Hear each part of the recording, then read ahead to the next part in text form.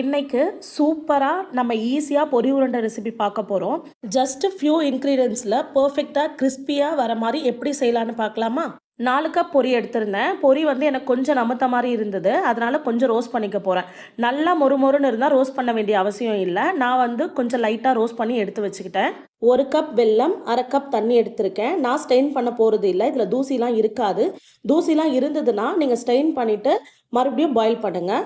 1 teaspoon நெய், 1 pinch உப்பு மட்டும் தான் ஆட் பண்ணியிருந்தேன். ஏலக்காய் தூள் உங்களுக்கு விருப்பம் இருந்தால் போட்டுக்கோங்க.